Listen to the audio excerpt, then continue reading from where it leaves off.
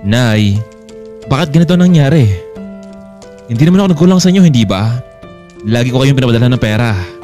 Pero bakit ganito ang nangyari sa mag-ina ko? Nakatira lamang sila sa bangketa. Michael, huwag mo sanang kalimutan, kung hindi dahil sa amin, hindi ka makaalis ng bansa. Kaya dapat masuklian ang ginawa namin sa iyo. Pero Nay, pamilya ko rin sila. Hindi ako mapaniwala na ganun trato niyo sa kanila.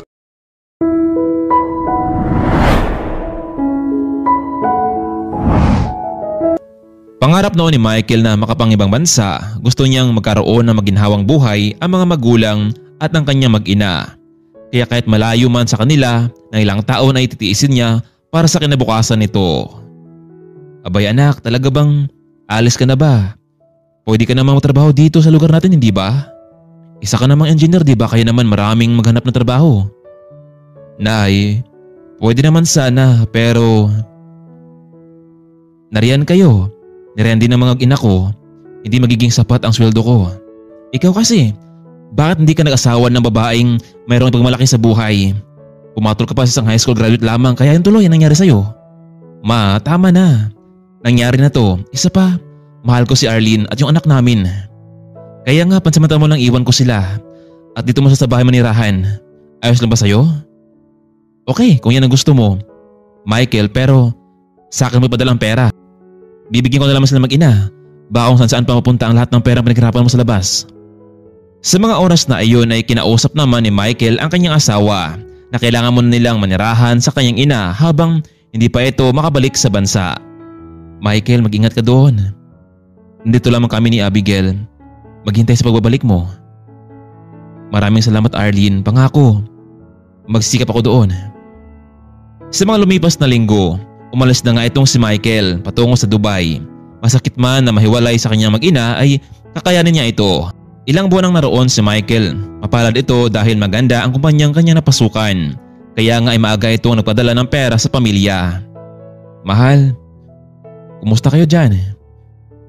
Okay lang kami dito Michael. Ikaw, kumusta ang trabaho mo? Naku, good news mahal dahil maaga akong napromote sa trabaho. At dahil doon malaki ang pera na papadala ko sa inyo. Siya nga pala, natanggap mo ba ang pera na mula kay mama na pinadala ko? Oo mahal, maraming salamat pero ilang buwan pa lamang ay namiss na kita, pati ng anak mo. Hayaan mo Arlene, kapag nakaipon ako ng malaking pera, magpatayo na naman tayo ng negosyo para naman hindi na tayo maghiwalay pa. Walang problema sa akin Michael. Ito kasi si Abigail lagi kang hanap sa akin O paano? Tatawag na ako ulit mamaya, Arlene, pagkatapos ng trabaho ko. Binaba ni Michael ang video call. Maya-maya lamang ay binaba rin ni Arlene ang phone, ngunit may boses siyang narinig mula sa kanyang biyanan. Ano Arlene? Nagsumbong ka naman kay Michael dahil wala kaming perang binigay sa iyo mula sa akin. Natural. Dito kayo nakatira. Dito kayo kumain. Pera ng anak ko ang pinambuhay sa inyong dalawa. Ma, bakit ganun kayo sa amin? Wala naman akong ginawa sa inyo masama, hindi ba? Anong wala? Nang dahil sa inyo halos hati ang atensyon ni Michael sa amin na dapat sa amin lang. Kaya huwag kang magreklamo kung hindi kita bibigyan ng pera. Kung gusto mong trabaho, laki-laki ng katawan mo. Maasa ka lang sa anak ko. Ma, responsibilidad ni Michael kami. Pwes hanggat nandito ako, sa aking poder, hindi ka makatanggap ng pera. Naintindihan mo ba? Napaiyak na lamang itong si Arlene. Hindi kasi ganito ang kanyang inaasahan sa biyanan. Minsan nga'y umalis ng bahay kasama nito ang kanyang anak para magtinda sa palengke. Mabuti na lang at may mga taong naawa sa kanya na pinahiram siya ng pera na pagsimula ng tindahan. Aba, kumikita ka na ngayon Arlene. Biruin mo naman mabuti yan at huwag kang umasa na babagian kita ng pera na mula sa anak ko. Ma, matatanggap ko naman lahat ng ito Huwag mo nang latlaitin ang anak ko. Wala akong pakialam sa inyong dalawa dahil may mapagkakitaan ka naman. Gusto kong bayaran mo ang kwarto na titirhan yung dalawa. Pero kung ayaw mo, nabukas na ng pinto at umalis na kayo dito sa bahay. Hindi na kinaya ni Arlene ang pangalait at pagtrato ng hindi maganda sa kanilang mag-ina. Dahil dito ay nababawasan patuloy ang kanyang kaunting pera na sana ay pag-aaral na sa kanyang anak. Nilihim na lamang ito ni Arlene sa kanyang mister ang mga pangyayari dahil ayaw niyang magagulo ang pamilya lalo na ngayong nasa ibang bansa ito. Hello mahal. Kanina pa kita tinatawagan pero hindi ka naman makontak. Ang sabi ni mama ay lumabas ka daw. Kasama mo ang anak natin. Huwag ka naman ganyan Arlene. Heto nga ako sa malayong bansa para sa atin. Tawag na nga lang yung magiging komunikasyon nating dalawa tapos ipagkakait mo pa sa akin? Pasensya ka na mahal. Meron lang akong ginagawa kanina. Nagpadala ko ng pera kay mama para sa handa ng birthday ni Abigail. Kasunod ng mga araw, nakuha mo na ba? Oo mahal, maraming salamat. Matatawa nito ang anak natin. Kinausap naman ni Arlene ang biyenan tungkol sa perang pinadala ng kanyang asawa para gamitin sa kaarawan ng kanyang anak, ngunit nagalit pa ito sa kanya. Wala kang matanggap Arlene. Itong perang pinadala ni Michael, gagamitin namin ito para sa kaarawan ng kanyang kapatid. Alam mo, ilang buwan na kayong nandito sa pamamahay ko at wala man lamang kayong maski kakaunting perang binibigay sa amin. Kung ayaw nyo sa pamamahay ko, pues mas mabuti pang iligpit nyo na ang gamit nyo. Hindi kayo nababagay sa lugar na ito. Doon kayo sa eskinita, nababagay tumira. Gusto man niyang ipagtanggol ang kanyang karapatan bilang asawa ni Michael, ngunit wala siyang lakas ng loob dahil sa ugali ng kanyang biyenan. Arlene, lumayas na kayo dito. Iwan mo yung cellphone mo dahil hindi naman yan sayo. Lumipas ng ilang buwan hanggang umabot ng taon, inakala ni Michael na maayos lang ang kalagayan ng kanyang mag-ina. Naniwala kasi ito sa kung ano-ano ang sinabi ng kanyang ina. Sa loob ng 2 taon, halos kalahati ng pera ni Michael ay pinapadala sa pamilya. Samantalang iniipon naman ito ang natitira para sa pagtayo ng negosyo pag uwi nito. Ma, nasaan ang mag-ina ko? Mukhang sa tuwing tumatawag ako dito, wala sila sa bahay. Naku Michael, pasensya ka na. Ayun, maagang namang umalis para hatid ang anak sa eskwelahan.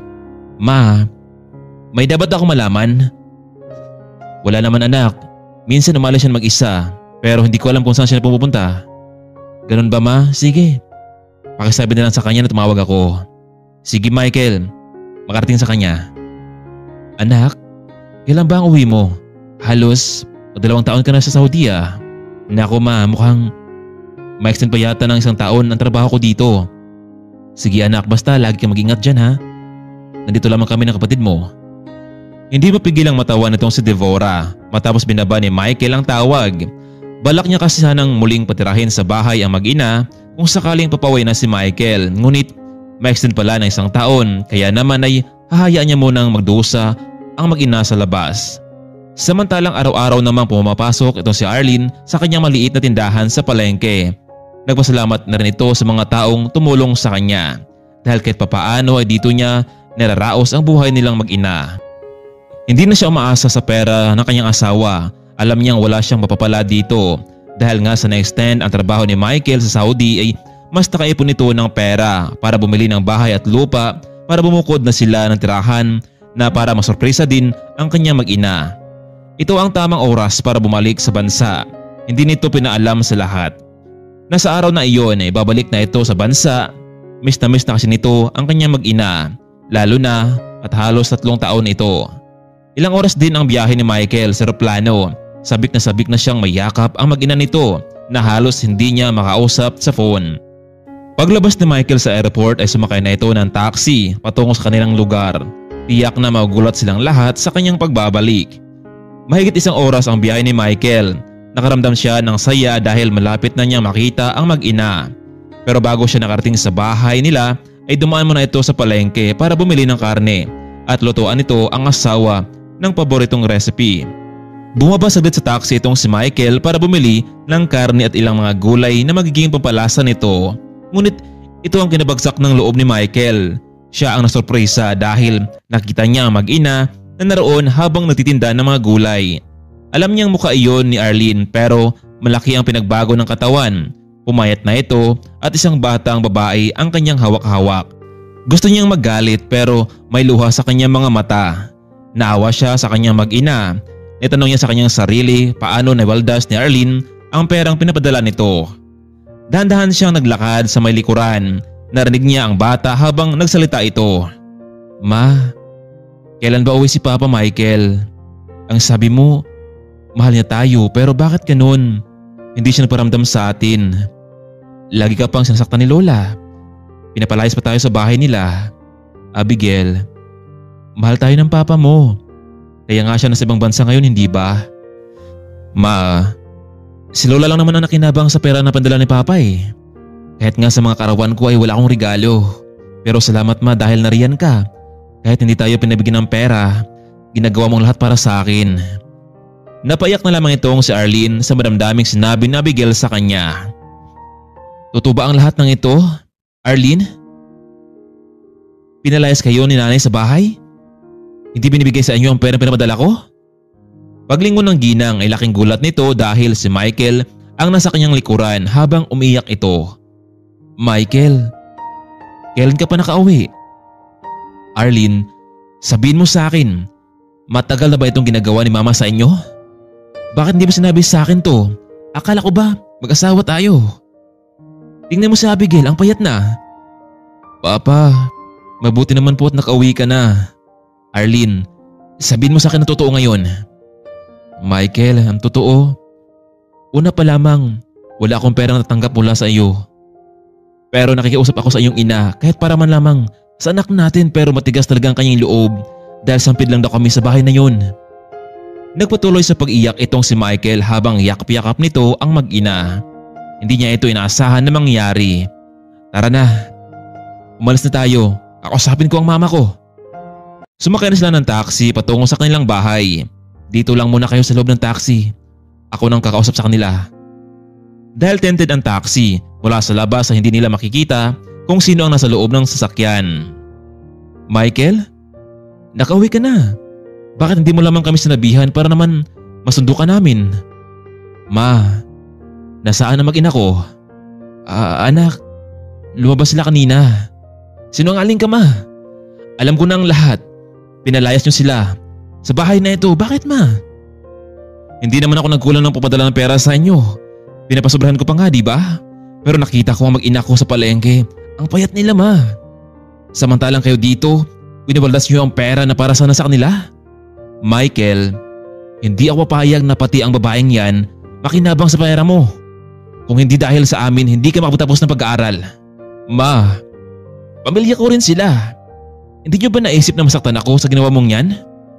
Niloko niyo ako. Dahil sa pangyayaring iyon, muling sumakay sa taxi itong si Michael. Nagpatid ito sa bahay at lupa niyang nabili para sa mag-ina. Mabuti na lang at hindi niya naubos ang pera sa pagpapadala sa kanyang ina. Saan tayo pupunta, Michael? Saan tayo titira? Mahal, hindi ba nangako ako sa inyo noon? Nabubukod tayo ng tirahan? Sorry sa inyong dalawa kung ganito ang inyong naranasan. Ang mahalaga, Michael, nandito ka na. Kumpleto na muli ang pamilya natin. Kahit na isang simpleng bahay lamang, ayos lang sa akin yun. Maya-maya pa huminto sila sa isang malaki at magandang bahay. Mahal, hindi natin kayang bayaran ng ganitong kalaking halaga. Abigail, Arlene, ang bahay na ito ay bagong pamamahay natin. Sinadya ko talagang bilhin ito nung nasa abroad pa ako para pag uwi ko dito, meron tayong magandang tirahan. Mahal, salamat kahit nagdusa kayo ng anak natin. Hindi ka pa rin sumuko. Kaya ito ang regalo ko sa iyo. Magsimula tayo ng bagong buhay. Ayoko nang umalis pa sa tabi niyo. Dito na ako magtatrabaho. Kahit maliit ang kita, ang mahalaga ay magkasama tayo.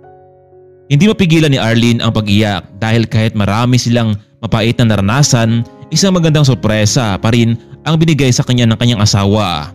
Nagsimula silang mamuhay ng pamilya. Humingi naman ng tawad ang kanyang ina dahil sa pagiging makasarili nito. Bagamat may sama ng loob itong si Michael ay dahan-dahan namang binigyan ng pagkakataon ang kanyang ina. Sinuportahan pa rin naman ni Michael ang ina sa mga pangailangan nito, maliban na lamang sa kanyang kapatid na siyang nag-udyok sa ina para gawin ang mga bagay na iyon. Kailangang matuto itong kumita sa sarili nitong pagsisikap. Samantalang nagpatuloy naman si Michael sa trabaho bilang engineer sa bansa habang inisikaso naman ni Arlene ang kanyang anak, lalo na sa pag-aaral nito. Bagamat may sugat sa kanyang puso dahil sa nakaraan, pero sinisikap ni Arlene na mapawi ito at mapalitan ng saya kasama ng pamilya.